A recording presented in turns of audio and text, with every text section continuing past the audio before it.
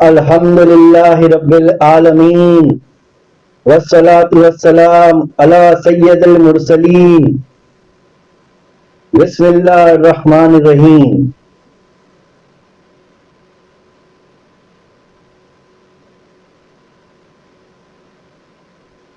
پچھلے کئی بیانات میں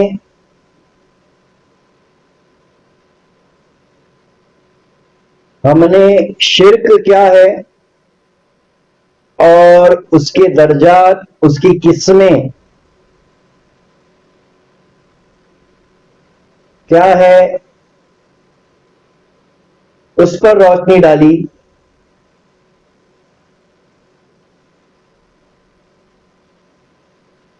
تو شرک کے معنی ہوتے ہیں شامل کرنے کے، ملانے کے، اور دوسری طرف جو آج کے بیان کا موضوع ہے وہ ہے کفر۔ کفر کی حقیقت کیا ہے، کفر کے معنی کیا ہے، اس کے درجات، اس کے اقسام کیا ہے۔ تو آج کے بیان میں ہم یہ جاننے کی کوشش کریں گے کہ از روئے شریعت و طریقت کفر کیا ہے اور اس کے درجات کیا ہیں۔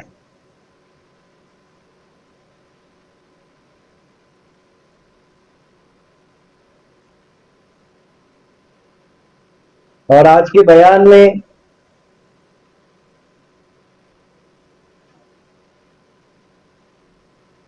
ہم اس پر بھی روشنی ڈالیں گے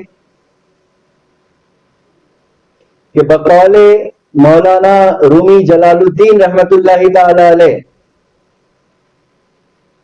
آپ فرماتے ہیں کہ کلمے میں 2 کفر اور 4 شرک ہیں۔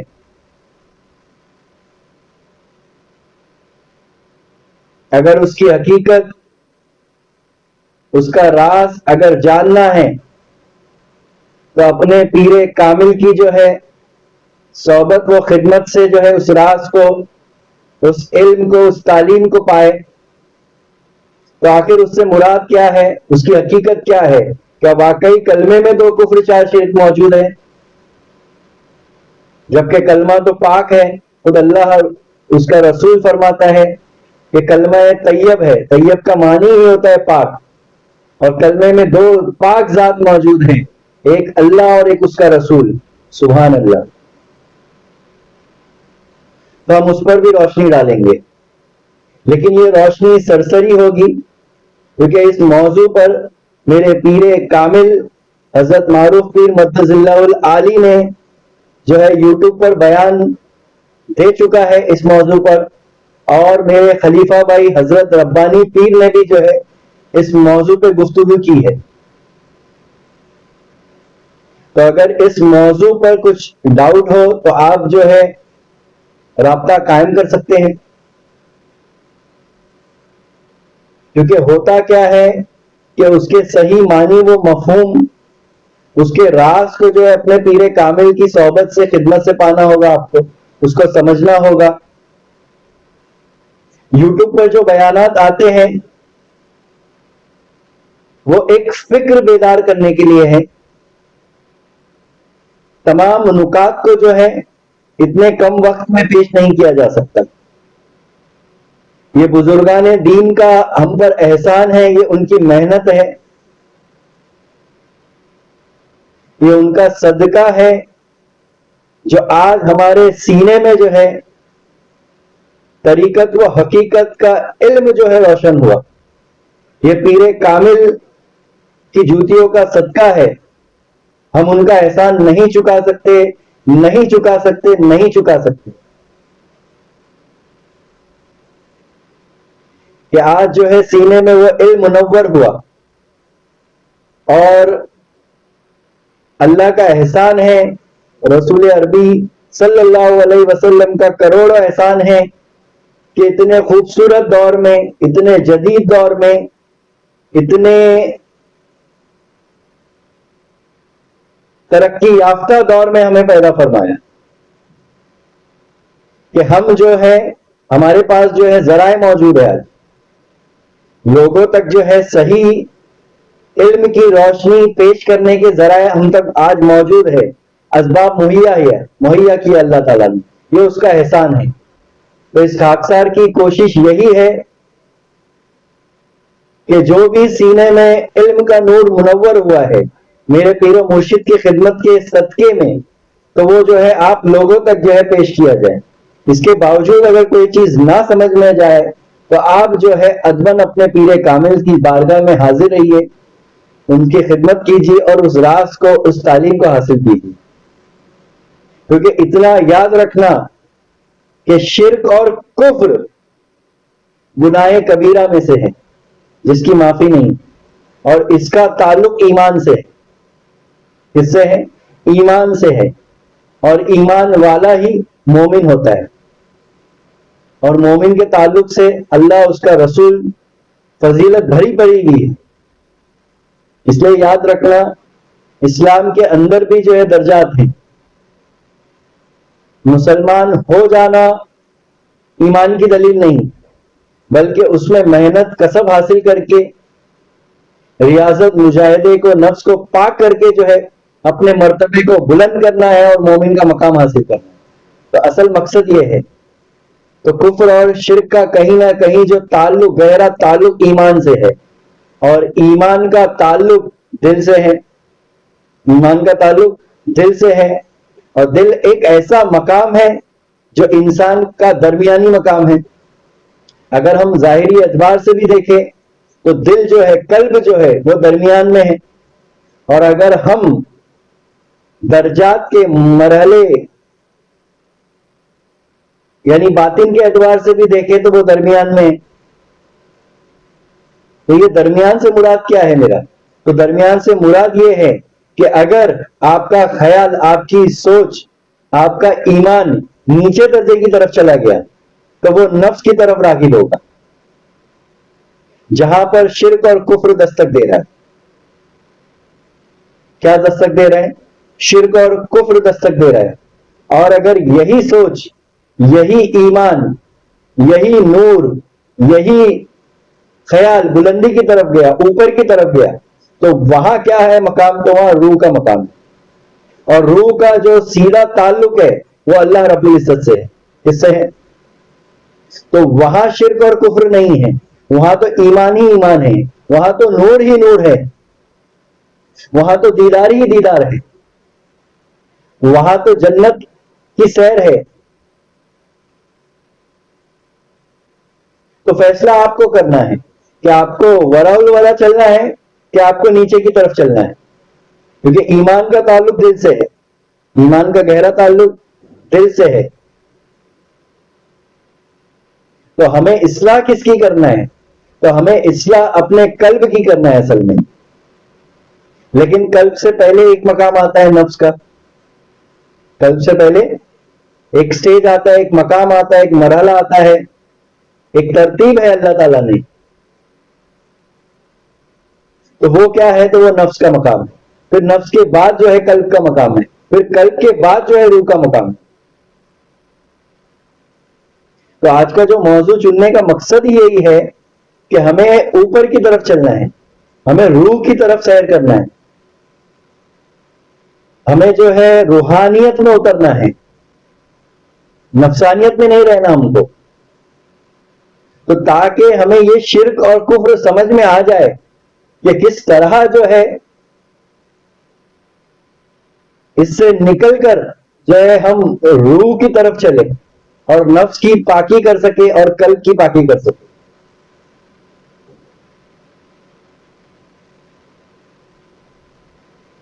اسی لیے مولانا رومی نے جو کہا اس کے معنی و مفہوم کو پہلے سمجھنا ہوگا۔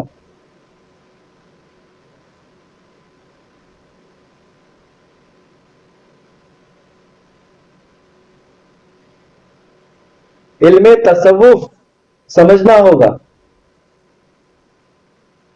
اس کے عنوانات، اس کے باب کو سمجھنا ہوگا کہ آخر یہ علم طریقت و حقیقت ہے کیا۔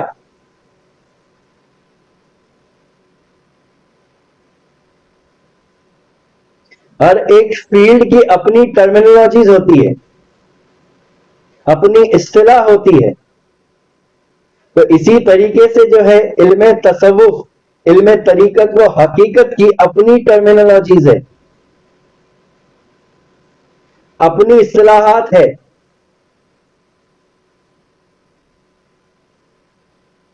اس کی ایک چھوٹی سی مثال آپ کو سمجھا دوں کہ میرا کہنے کا مطلب کیا ہے، مقصد کیا ہے.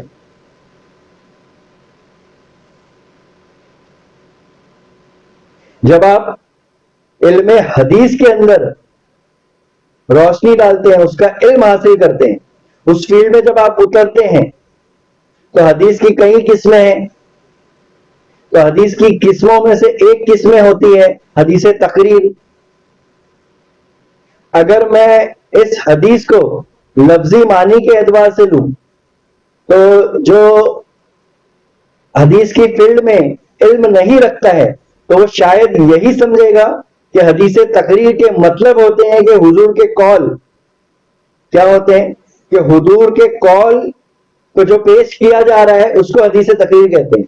یعنی حضور کے قول کو جو بیان کیا جا رہا ہے، کیونکہ تقریر کا مطلب ہوتا ہے بیان کرنا، کسی کے سامنے پیش کرنا. تقریر کے لفظی معنی یہی ہوتے ہیں نا. تو ہم کیا کرتے ہیں، ہمارا جو سمجھ، ہمارا جو علم جو محدود ہوتا ہے، ہم اس اعتبار سے اس کی ڈیفینیشن کو، اس کی تعریف کو باندھتے ہیں، اور ہم یہ سمجھتے ہیں کہ شاید حدیث تقریر کے مطلب یہ نکل کر آتے ہیں کہ بیان کرنا، یعنی حضور کے قول کو، فعل کو بیان کرنا.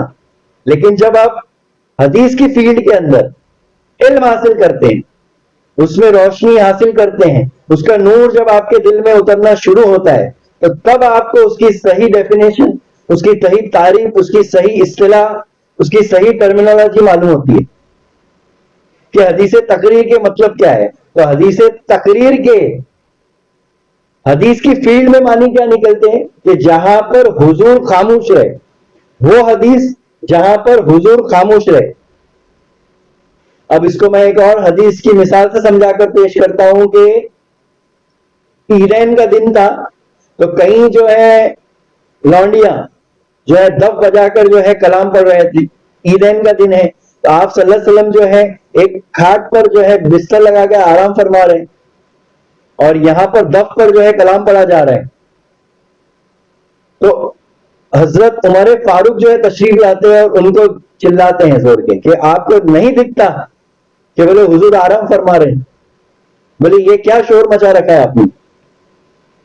تو آپ صلی اللہ تعالی علیہ وسلم جو ہے چادر جو ہے اٹھاتے ہیں اور ابو بکر صدیق سے فرماتے ہیں کہ اے عمر فاروق سے فرماتے ہیں کہ اے عمر، بولے ان کو پڑھنے دو، بولے ان کے عیدین کا دن ہے، عید کا دن ہے، خوشی کا دن ہے، ان کو خوشی کا اظہار کرنے دو. تو آپ کیا فرماتے ہیں، تو آپ وہاں خاموش رہتے ہیں. کیا کرتے ہیں آپ وہاں پہ، جب تک عمر فاروق نہ آئے تھے حضور آپ صلی اللہ علیہ وسلم کیا تھے، خاموش تھے نا. تو اس کا مطلب کیا ہے، تو یہاں سے مسئلہ عکس کیا جائے گا. کیا مسئلہ عکس کیا جائے گا، تو یہاں سے مسئلہ عکس کیا جائے گا کہ کسی کا دل نہیں دکھانا چاہیے. یعنی ہزاروں مسئلے یہاں سے عکس کیے جائیں گے کہ کسی کا دل نہیں دکھانا چاہیے، کسی کی اگر خوشی کا دن ہے تو اس کو منع نہیں کرنا چاہیے. اور اگر وہ فعل مستحب نہ ہوتا تو حضور خود فرماتے تھے کہ دف بجانا جو ہے اسلام میں جائز نہیں ہے. حضور خود فرماتے تھے، لیکن نہ حضور نے کہا کہ بجاؤ، نہ حضور نے کہا کہ مت بجاؤ، حضور خاموش تھے. تو یہ جو حدیث ہے اس کو حدیث تقریر کہا جائے گا. تو حدیث کی فیلڈ کے اندر اپنی ٹرمینالوجی ہے، اپنی اصطلاح ہے، اس کے معنی ہے، اس کے مفہوم ہے. جبکہ ظاہری معنی میں تقریر کے معنی بولنے کے ہوتے ہیں، اور حدیث کے فیلڈ میں تقریر کے معنی کیا ہوتے ہیں،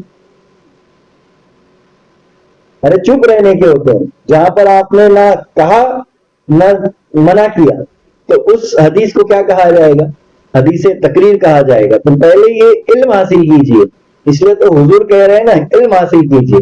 تو کسی صاحب علم سے جو ہے علم حاصل کیجئے، اس کے بعد جو ہے آپ جو ہے کہنے کا حق رکھتے کہ بھائی یہ بات ہمیں جو ہے سمجھ میں نہیں ہے.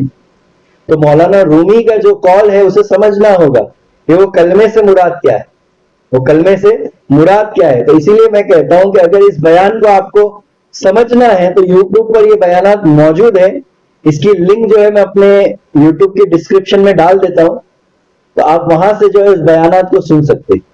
اس بیان کو سن کر جو ہے آپ سمجھ سکتے ہیں. اس کے باوجود اگر کچھ نہ سمجھنا ہے تو آپ رابطہ قائم کر سکتے ہیں اپنے پیر کامل سے بھی, اور نیچے جو ہے نمبر دیا گیا ہے.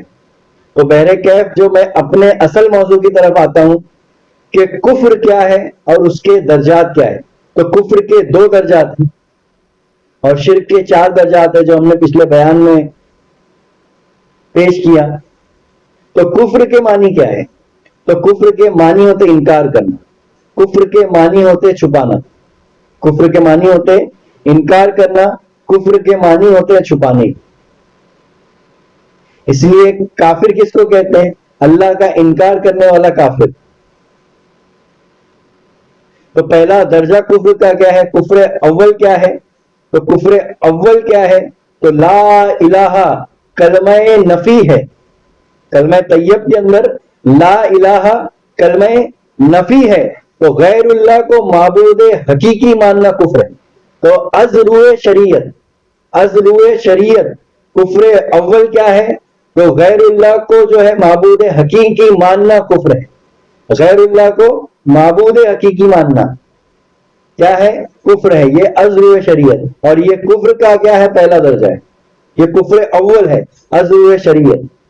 اس لیے تو دیکھو قرآن شریف میں اللہ تعالیٰ کیا فرماتا ہے, کیا تم نے اس کو دیکھا جس نے اپنی خواہشات نفس کو اپنا معبود بنا لیا ہے, جبکہ تمہارا معبود جس کی تم عبادت کرتے ہو, جس کی تم پیروی کرتے ہو, وہ اللہ رب العزت کی ذات ہے. لیکن کچھ لوگ اپنی نفس کو جو ہے معبود بنا لیے, لیکن ان کو پتہ نہیں, ان کو خود خبر نہیں اس کی. تو جب شریعت کا یہ عالم ہے کہ اس کو اس کی خبر نہیں ہوتی, اس کا نفس جو ہے اس کو دھوکے میں ڈال دیتا ہے. اس کا نفس عقل کے پردے, عقل پر پردے کے پردے ڈال دیتا ہے کہ اس کو خبر نہیں ہوتی کہ وہ کس کو معبود سمجھتا ہے. تو اپنی نفس کو, اور نفس کی صفت کیا ہے؟ خواہشات. نفس کی صفت کیا ہے؟ ارے خواہشات. نفس امارہ کی صفت کیا ہے؟ خواہشات. تو دیکھو نفس کا تعلق دماغ سے ہے, تو دماغ پر 70 پردے ڈال دیتا ہے وہ نفس, حاوی ہو جاتا ہے. تو جب شریعت کا یہ عالم ہے تو باطن کا عالم کیا ہوگا؟ کہ باطن میں کتنے پردے ہوں گے وہ نفس کے جال کے. تو ظاہر کا جب یہ عالم ہے کہ اس کے عقل پر وہ پردے ڈال دیتا ہے, تو وہ باطن کا عالم کیا ہوگا؟ اس سے ہی سمجھنا ہوگا. تو اللہ رب العزت سے فرما رہا ہے کہ معبود حقیقی کون ہے؟ تو وہی رب الحق ہے, میں ہی حق ہوں, میری ذات ہی حق ہے. تو اگر غیر اللہ کو جو ہے معبود حقیقی بناؤ گے تو یہ غیر اللہ سے مراد کیا ہے؟ تو وہ تمہارا نفس ہے, اور وہ نفس سے مراد کیا ہے؟ تو نفس امارہ ہے. تو اس کو سمجھنا ہوگا بھائی. قرآن کی آیت تو موجود ہے لیکن یہاں سمجھنا ہوگا کہ وہ خواہشات تمہارا نفس ہے, اور وہ خواہشات کی پیروی کرو گے, اس کے اگر غلام بن جاؤ گے تو یہ سمجھ لینا کہ آپ اس کی پیروی کر رہے, تم نے معبود حقیقی اس کو بنا لیا, اور یہ کفر ہے. یہ کیا ہے؟ کفر ہے, ازروع شریعت. تو نفس انسانی کے اندر کیا ہے؟ تو خواہشات کیا ہے؟ تو ایک بت ہے, اور بت پرستی کرنا کیا ہے؟ تو کفر ہے, شرک ہے, حرام ہے اسلام کے اندر. اس لیے تو سرکار دو جہاں صلی اللہ تعالی علیہ وسلم نے کس کا خاتمہ کیا؟ تو بت پرستی کا خاتمہ کیا. لیکن تمہارے اندر بھی تو 360 بت موجود ہے, ہزاروں خواہشات موجود ہے. وہ ایک بت ہے, اور اس کے اندر سے تمام قوی بت کون سے؟ تو 5 بت ہے. تو وہ کون سے ہے؟ تو ایک بت ہے حبل, لات, منات, عزا اور طاغوت. یہ جو ہے تمام جو ہے قوی بت ہے تمہارے وجود کے اندر. اس کے اندر اتنا یاد رکھنا, یہ بت تم سے ہٹ کر نہیں ہے بلکہ تمہارے وجود کے اندر ہے. اسی لیے تو مولانا روم نے کیا کہا کہ 2 کفر 4 چیز تمہارے اندر موجود ہے, یعنی کلمے کے اندر موجود ہے. تو کلمہ یعنی بات, کلمہ یعنی امر, کلمہ یعنی حکم. تو پہلے سمجھنا کلمے کی معنی کیا ہے. میں تھوڑا سا ڈیٹیل میں جا رہا ہوں, سرسری طور پر تھوڑا سا ڈیٹیل میں جا رہا ہوں تاکہ بات سمجھ میں آ جائے کہ مولانا رومی نے جو بات کہی تو وہ کلمے طیب کے اندر 2 کفر 4 شرک نہیں, بلکہ وہ کلمے سے مراد کیا ہے تو پہلے وہ سمجھنا. تو وہ کلمے سے مراد کیا ہے؟ تو وہ کلمے سے مراد وجود انسانی کیا ہے؟ وجود انسانی ہے, انسان ہے, انسان کی ذات ہے. تو وہ کیسے؟ تو پہلے یہ سمجھنا کلمہ یعنی بات, کلمہ یعنی امر, کلمہ یعنی حکم. تو یہ کائنات کیسے بنی؟ تو اللہ تعالیٰ نے کہا کن. تو کن کیا ہے؟ تو اللہ کے امر میں سے. کیا ہے؟ تو یہ پوری کائنات کیا ہے؟ تو اللہ کا امر ہے، اللہ کا حکم ہے، اللہ کی بات ہے. اور اس کائنات میں انسان کیسے پیدا ہوا؟ تو کن کہتے ساتھ پیدا ہوا. ارے اللہ نے کن کہا تو پوری کائنات کا ظہور ہوا.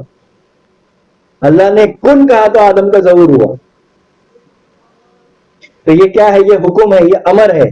تو اسی امر پہ تو ہم پیدا ہے نا. تو انسان کا وجود بھی اللہ کا امر ہے، یہ یاد رکھنا. تو اس اعتبار سے وہ کلمہ ہے، اور وہ کلمہ طیب ظاہر بھی ہے اور باطن بھی ہے.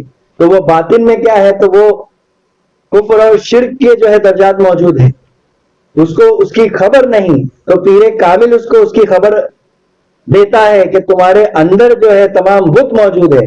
جو 5 میں نے بت بتایا نا، جو قوی ہے، مضبوط ہے، تو وہ بت موجود ہے، اور وہ نفس کے اندر موجود ہے، وہ قلب کے اندر موجود ہے. تو ہمیں کیا کرنا ہوگا؟ اس بت کو سمجھ کر جو ہے اس کو توڑنا ہوگا، اور وہ توڑنے کا طریقہ جو ہے کسی پیر کامل سے حاصل کرنا ہوگا.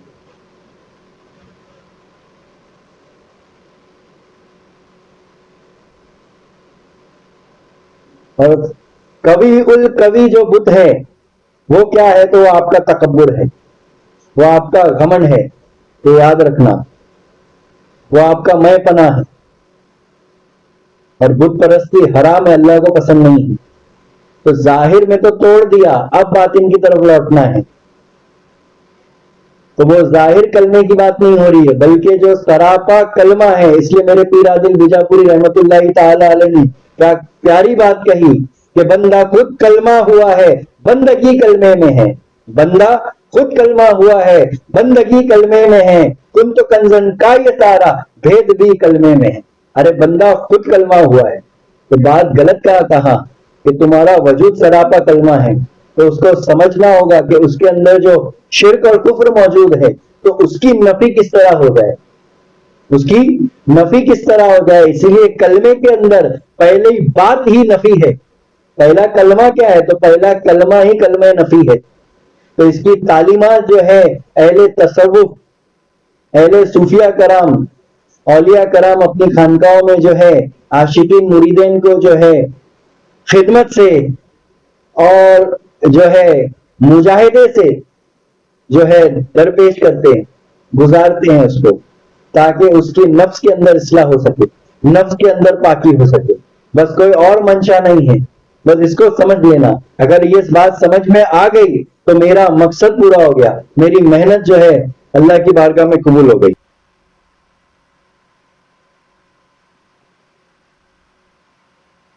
تو یہ تو تھا ازرو شریعت کہ کفر کا پہلا درجہ کیا ہے، اس کے معنی کیا ہے. اب آئیے ازرو طریقت، کفر اول کیا ہے؟ تو خود کو ظاہر کرنا اور حق کو نہا کرنا، غفلت اور دوہی کثرت میں رہنا، یہ کفر اول ہے.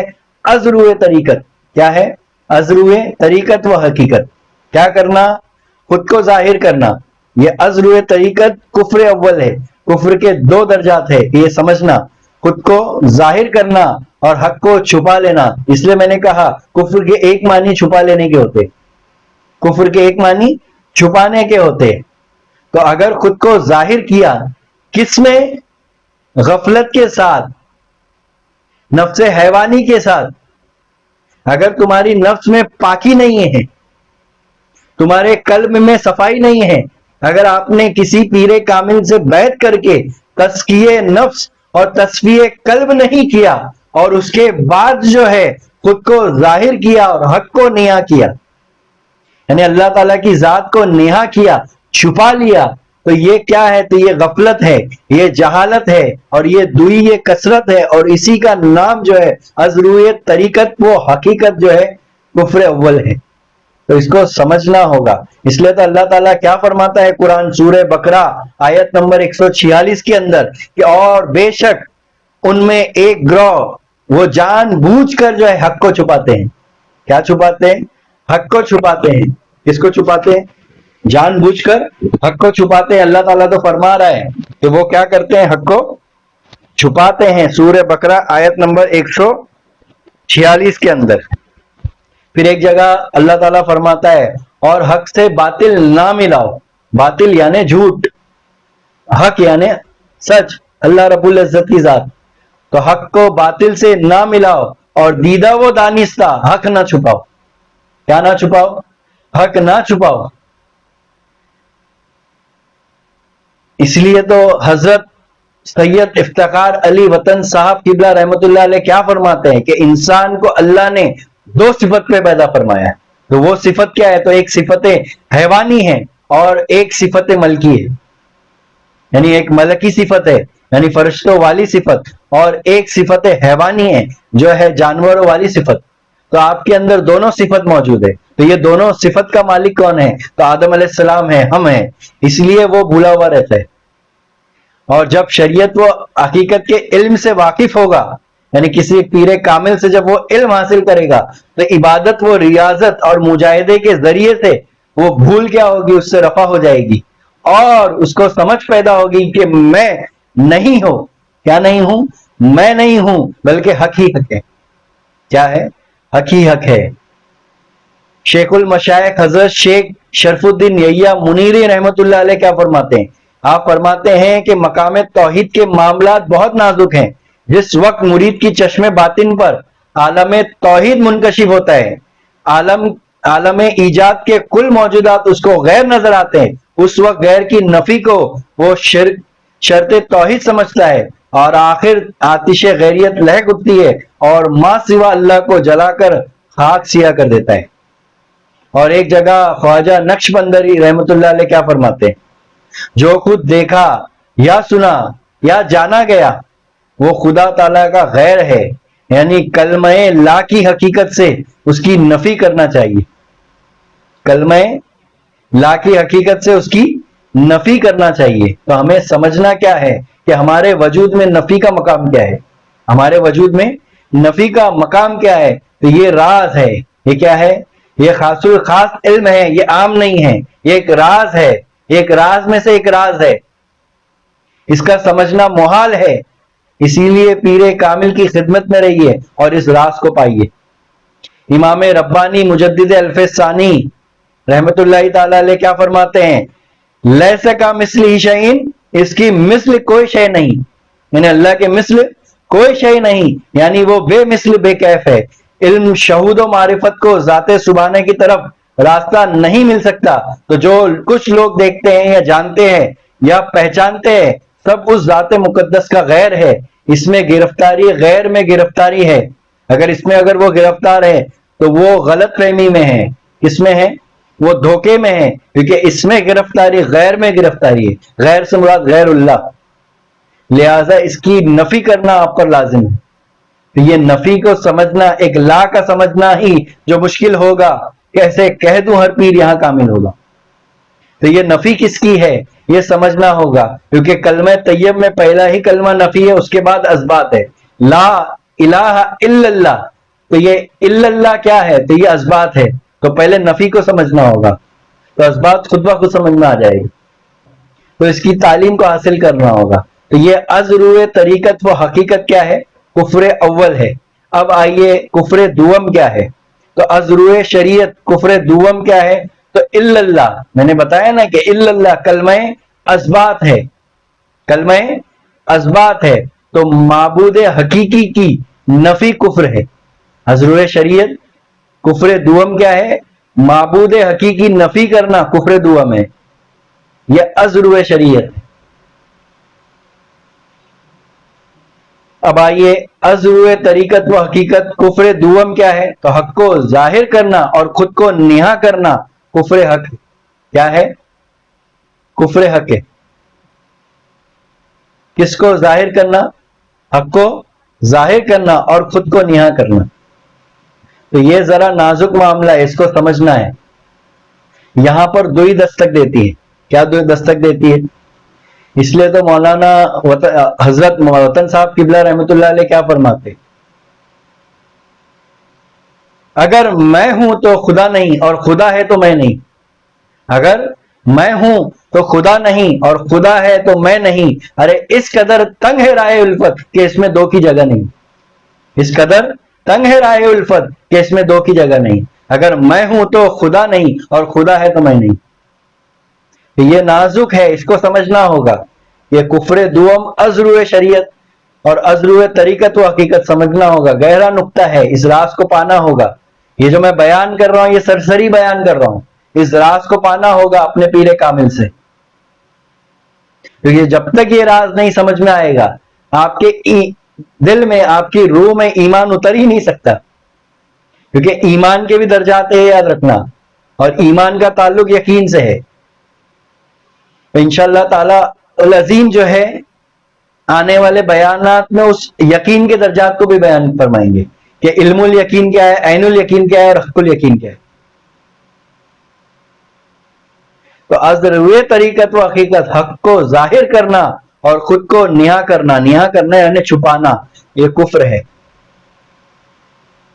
تو اس کے معنی کو سورہ نور آیت نمبر 25 کے اندر اللہ تعالیٰ کیا فرماتا ہے؟ اللہ تعالیٰ فرماتا ہے اور جان لیں گے کہ اللہ ہی صریح حق ہے. تو یہی کفر حقیقی ہے جس کے معنی دوئی کے بالکل دور ہو جانے اور کثرت کے کلی طور پر چھپ جانے کے ہیں, جو کہ مقام فنا ہے. کیا ہے یہ؟ مقام فنا ہے. اور یہ مقام فنا حاصل کرنے کے لیے مقام فنا فی الرسول سمجھنا ہوگا. مقام فنا فی اللہ سمجھنے کے لیے مقام فنا فی الرسول سمجھنا ہوگا. اور مقام فنا فی الرسول سمجھنے کے لیے, حاصل کرنے کے لیے مقام فنا فی الشیخ سمجھنا ہوگا. مقام فنا فی الشیخ جس کو حاصل نہیں, اس کو مقام فنا فی الرسول حاصل نہیں. اسی لیے بیت کی حقیقت کو بھی جان لینا, پیر کامل کی اشد ضرورت کو بھی سمجھ لینا. بس اس نقطے سے پیر کامل کی ضرورت کو بھی سمجھ لینا کہ پیر کامل کی ضرورت کیا ہے. تو پیر کامل کی ضرورت فنا فی الشیخ کا مقام کیا ہے؟ تو آپ فنا فی اللہ کے مقام کو سمجھ نہیں سکتے. کب تک؟ جب تک آپ فنا فی الرسول کو نہیں سمجھے. اور جب تک آپ فنا فی الرسول کو نہیں سمجھے, آپ فنا فی الرسول کے مقام تک نہیں پہنچ سکتے. اور فنا فی الرسول کا مقام کیسے عطا ہوگا؟ تو فنا فی الشیخ سے. اور فنا فی الشیخ کا مقام کسی شیخ, کسی رہبر طریقت, کسی پیر کامل سے حاصل کرنا ہو. تو یہ فنا فی اللہ کا مقام ہے, یہ بقا کا مقام ہے, کیونکہ فنا میں ہی بقا پوشیدہ ہے. یہ بہت نازک معاملہ ہے. امام ربانی مجدد الفسانی رحمۃ اللہ علیہ کیا فرماتے ہیں کہ یہ طریقت کا کفر جو ہے شریعت کے کفر سے پوری طرح جو ہے مناسبت رکھتا ہے. تو آپ فرماتے ہیں کہ شریعت کا کافر مردود ہے, سزا کا مستحق ہے. کیا فرماتے ہیں آپ؟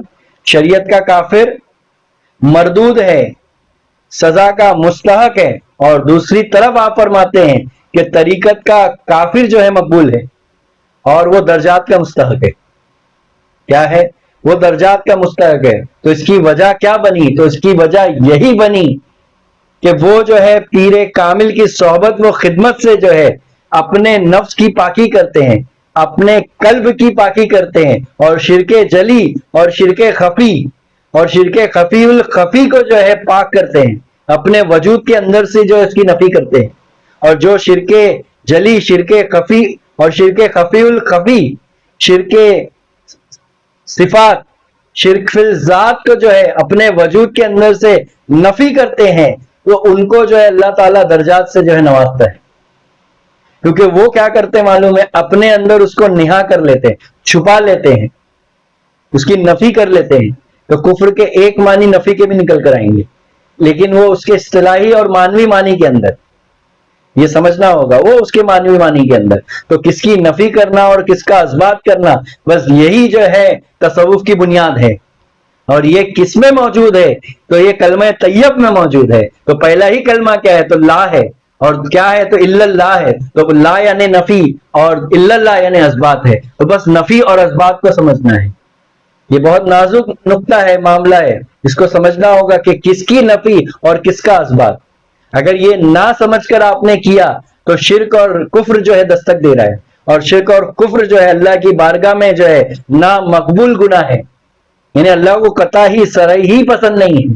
تو جب ظاہر کا یہ معاملہ ہے تو باطن میں جو ہے شرک اور کفر جو دستک دے رہا ہے اس کی اصلاح کیسے کرو گے, اس کی نفی کیسے کرو گے؟ تو وہ بنا پیر کامل کے ممکن ہی نہیں. کیا نہیں؟ ممکن ہی نہیں. میں دعوے کے ساتھ کہتا ہوں, میں بل جبر کہتا ہوں کہ ممکن ہی نہیں, ممکن ہی نہیں. کیونکہ عالم جو ہے وہ شریعت کا علم عطا کرتا ہے، عالم جو ہے وہ ظاہر کی اصلاح کرتا ہے، باطن کی اصلاح کے لیے پیر ہے، باطن کی اصلاح کے لیے شیخ کامل ہے، پیر کامل ہے، پیر طریقت ہے۔ تو بس اس سے جو ہے کئی نکات کو سمجھ لینا۔ تو مولانا رومی نے کیا کہا کہ کلمے میں دو کفر چار شرک، تو میں سمجھتا ہوں کہ اب جو ہے اس کے معنی و مفہوم سمجھ میں آ گئے ہوں گے کہ شرک سے کیا مراد ہے اور کفر سے کیا مراد ہے۔ تو کفر کے دو درجات ہے، کفر اول اور کفر دوم۔ کفر اول کیا ٹھہرا؟ تو جو ہے غیر اللہ کی جو ہے غیر اللہ کو معبود حقیقی سمجھنا اور خود کا اظہار کرنا اور غیر اللہ کی نفی، اللہ کی معبود حقیقی نفی کرنا، یہ کفر اول ہے۔ اور کفر دوم کیا ہے کہ خود کو جو ہے نہا کرنا اور حق کا اثبات کرنا، یہ کفر دوم۔ تو بس اس کو سمجھنا ہوگا۔ تو مولا جو ہے ہم تمام کو جو ہے سمجھ کی جو ہے سمجھ عطا فرمائیں، اور جو ہے کہیں جو ہے بزرگان دین صوفیہ کرام جو ہے عالم جذب کے اندر، کیف و مستی کے اندر ایک مقام ہے جہاں پر آنے کے بعد جو ہے مشائخ عظام نے جو ہے کہیں ایسی بات کہی جو علماء دین کے نزدیک، جو شریعت کے نزدیک جو ہے شرک اور کفر ٹھہرتی ہے۔ لیکن میں نے کیا کہا کہ کفر کے درجات کو بھی تو سمجھنا ہوگا نا، شرک کے درجات کو بھی تو سمجھنا ہوگا نا۔ کیا صرف شرعی طور پر کفر کے درجات ہیں، طریقت اور حقیقت میں نہیں؟ کیا اس کے معنوی معنی نہیں؟ کیا اس کا باطنی پہلو نہیں؟ تو وہ باطنی پہلو بھی ہے۔ تو انہوں نے جو بات کہی کیف و جذب میں آ کر، تو وہ سمجھنا ہوگا کہ وہ کس عالم کے اندر، استغراق کے اندر وہ بات کہی ہوگی، وہ کون سے کیف و جذب حال کے اندر انہوں نے بات کہی ہوگی۔ تو جو ہے منصور حلاج نے بھی کہا کہ میں نے اللہ کے دین کا کفر کیا، اور کفر میرے نزدیک واجب ہے اور مسلمانوں کے نزدیک برا ہے۔ اس لیے منصور حلاج نے کہا کیا انا الحق کا دعویٰ کیا نا آپ نے کہ میں خدا ہوں۔ تو وہ کہنے کا مقصد کیا ہے، وہ مقام کیا ہے، اس کو سمجھ لینا ہے، جان لینا ہے۔ اور یہ کہہ کر سولی پر بھی چڑھ گئے۔ ازرو شریعت، وہ سزا کے جو مستحق بنے اس کو بھی قبول کیا، اور ازرو طریقت جو ہے درجات کے مستحق رہے، اور وہ بھی اللہ نے عطا کیا۔ تو دونوں مقام عطا کیا اللہ نے، سزا کے بھی مستحق ہوئے، آپ کو جو ہے پھانسی چڑھائی گئی نا، سزا دی گئی ہے۔ پھر حضرت جنید بغدادی رحمۃ اللہ علیہ نے کیا کہا کہ میرے جبے میں نہیں، میرے جبے میں مگر اللہ، نہیں میرے جبے میں مگر اللہ۔ پھر حضرت بایزید بستامی رحمۃ اللہ علیہ نے کیا کہا، سبحانی معاذ میں شانی، کہ میری شان پاک اور عظیم ہے، میری شان پاک اور عظیم ہے، معاذ اللہ۔ تو سمجھنا ہوگا کہ ازرو شریعت کیا ہے اور ازرو طریقت کیا ہے، وہ حقیقت کیا ہے۔ پھر حضرت ابو بکر شبلی رحمت اللہ تعالی علیہ کیا فرماتے ہیں کہ میں ہی کہتا ہوں، میں ہی سنتا ہوں، بھلا میرے سوا کون ہے دو جہاں میں، میں ہی سنتا ہوں اور میں ہی بولتا ہوں، بھلا میرے سوا کون ہے دو جہاں میں۔ پھر ایک جگہ کیا فرماتے ہیں، اگر میں نے نماز پڑھی تو شرک کیا، اور اگر نہ پڑھی تو کفر کیا۔ تو اس نقطے کو کسی پیر کامل سے سمجھنا ہوگا۔ پھر شیخ شرف الدین یحییٰ منیر رحمۃ اللہ علیہ کیا فرماتے ہیں کہ جب تک کافر نہ ہو مسلمان نہیں ہوتا، جب تک کافر نہ ہو مسلمان نہیں ہوتا، اس کے سینے میں ایمان داخل نہیں ہو سکتا۔ تو سمجھنا ہوگا ان نکات کو۔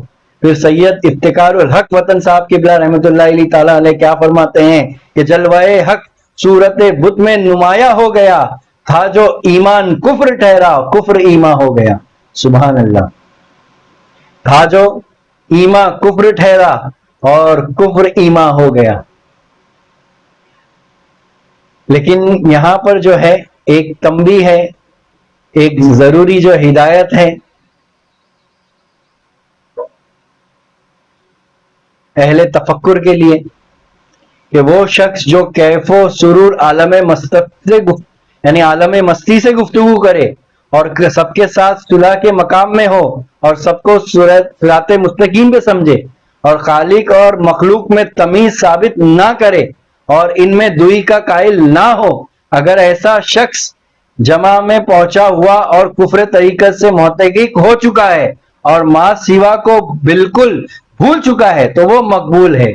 और इसकी बातें सकरो मस्ती से पैदा हुई और इनका ज़ाहिरी मतलब नहीं लिया जाए, और अगर वो शख्स इस हाल के हुसूल के बगैर और कमाल के पहले दर्जे में पहुंचे बगैर इस तरह की बातें करता है और सबको हक पर और सिराते मुस्तकीम पे जानता है। सबसे मुराद जो है, जो मुलहिद है, जो काफिर है, जो शिर्क में मुब्तला है, उनको भी क्या समझता है? सिराते मुस्तकीम पर समझता है और हक और बातिल में तमीज नहीं करता है, तो वो क्या है? तो वो जिंदीक है, वो मुलहिद है। वो क्या है? वो जिंदीक है और वो मुलहिद है।